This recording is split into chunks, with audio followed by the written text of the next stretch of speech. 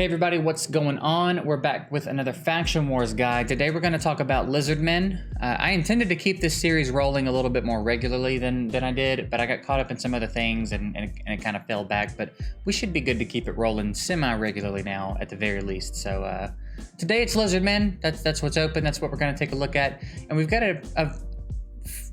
I think a comp that a lot of people should have. If you've been playing for a while, except for some outliers, you've probably finished the Rosin fusion. You've probably gotten everything you needed for that and finished that. Vergamcar was a very easy fusion very recently.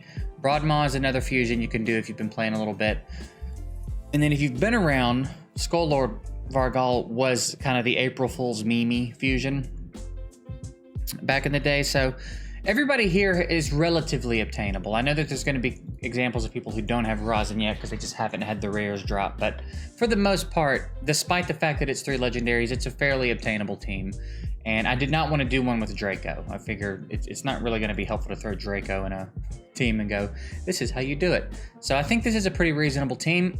Another thing to note here is that everybody's pretty much on leftover gear. No one here is built really well, honestly. And another nice thing about this comp is that having Skull Lord, you can build Skullsworn pure damage. Pure, straight up damage. It doesn't matter if he gets one-shotted every time he gets hit, because Skull Lord's going to bring him back to life every time he gets a turn. So it's not a bad run. It's fairly consistent. We'll hop over and take a look at the run in a second, but I'll show you how everyone's built. I'll show you what their masteries look like.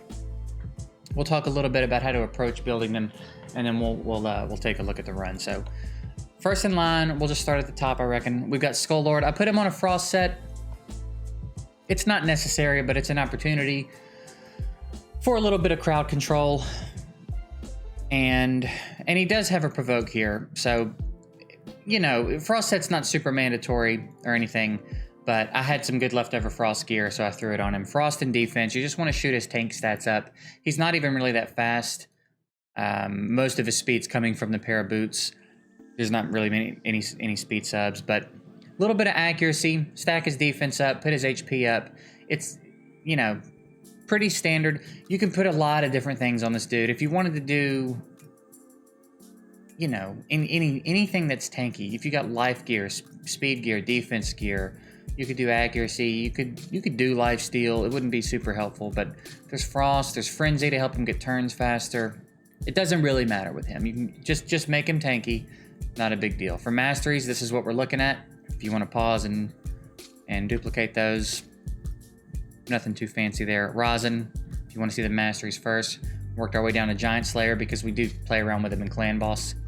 Or her. I've heard Rosin's a her too, but that's what we're looking at for Rosin.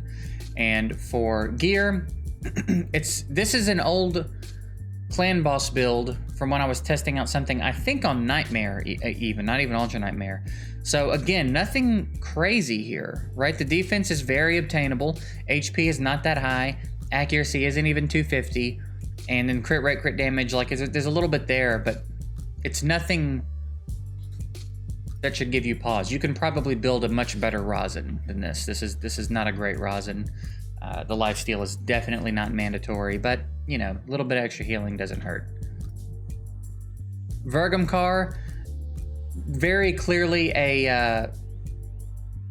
just a mixture of stuff I had lying around. We've got an HP set, a Resilience set, and an Immortal set. We got decent HP, fairly high HP, decent defense, decent speed. Everything across the board here is pretty decent. The HP is maybe a little on the higher end for what people can obtain with other sets, but with an Immortal set and a Life set and a Resilience set, it's really not that high, okay?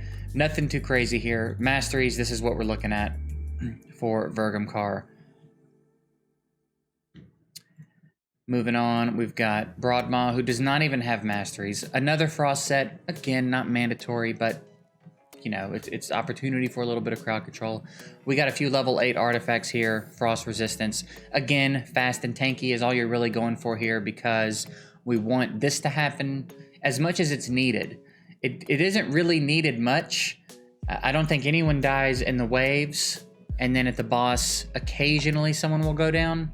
but you just want Broadmaw to be tanky enough to not go down. If there's anyone that you really want to emphasize, this one needs to stay alive, it's your Reviver. So in this case, it's Broadmaw. You need to keep the Reviver alive. Because even if Skull Lord goes down, Broadmaw can bring Skull Lord back, which then can in turn bring Skull Swarm back if need be. So this is the one you need to try to keep alive. But you see, not really nearly as tanky. It has about 200 defense on Vergumcar, but it probably balances out. So it's not insane. It's not an insane build at all. And then Skull Sworn, I just went with crit rate and crit damage sets. Again, just whatever gets you damage here. If you want to go for speed too, you can, but you could probably get away without even using speed on the boots and just going pure attack. Pure attack, crit rate, crit damage, just to speed up, just to emphasize every time Skull Sworn gets an attack, maximize that damage output. So that's what we're looking at for Skull Sworn. And then on masteries, we went with this. I went with Helm Smasher, if you can't see. I can't do it. I can't. How can I? What's happening? There. That's trippy, dude. That's what we're looking at. The only reason I went this way in the support tree is 1, because I wanted to get Lore of Steel, and 2, I wanted to extend buffs. Because Skull Lord puts a speed and counterattack buff on himself. So that's it. It also has a speed lead for the faction crypts, which is nice. So that's the team. Again, there's nothing crazy here. This is probably one of the easier to do factions, I would say, just as far as having options and it not being super gear intensive. Lizardman is a pretty strong faction. There's some good options, especially for survivability in here. So this is just one example of a team. If I had more keys, I might have tried more teams, but that's, you know, I started this late in the cycle of this Faction Wars. But again, I think it's a fairly obtainable team. So let's hop over and take a look at the run. I'll talk over it a little bit, and that'll be that. So see you there. All right, so here we are. You'll see Rosin. I mean, Rosin doing Rosin things. Rosin's a pretty killer champ all around. We're all familiar with that. So basically what's happening is everyone is kind of supporting each other and letting Skullsworn pump out some damage. Rosin also pumps out pretty significant damage. So you've got Rosin and Skullsworn putting out damage. You've got Skull Lord bringing Skullsworn back to life on a very regular basis, because Skullsworn is going to go down a lot here.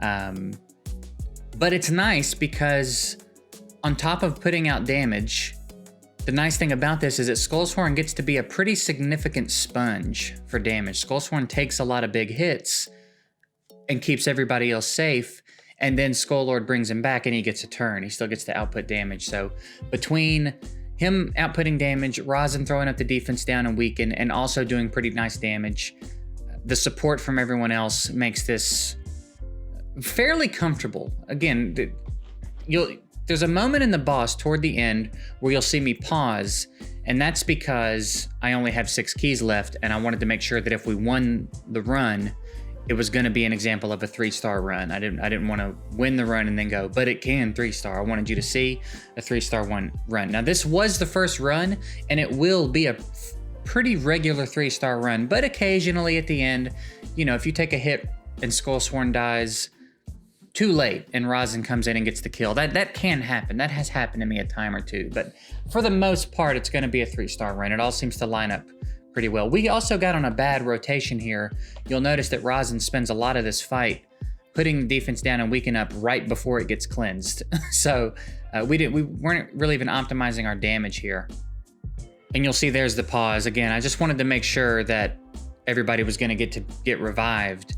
If he'd had a defense down up there, I probably would have restarted the run, because I know Rosin would have killed, but I figured since there was no defense down or anything up, Rosin was probably not going to get the kill, which meant Broadmaw was going to get the revive off, which meant it was going to be a 3-star run. So the only time you would really need to worry about that is if you're short on keys and you're trying to get that 3-star clear for this round.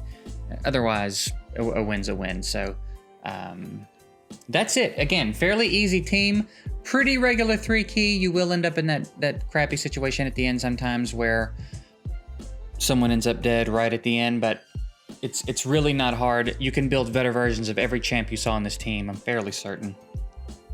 Yeah, and that'll be that. I hope it helped. If you have any other suggestions for champs and teams that you've used in Faction Wars for Lizardmen, drop them below. I'm always down for y'all helping each other out in the comments. I hope you got some out of this. I appreciate it, and I'll see you guys next time.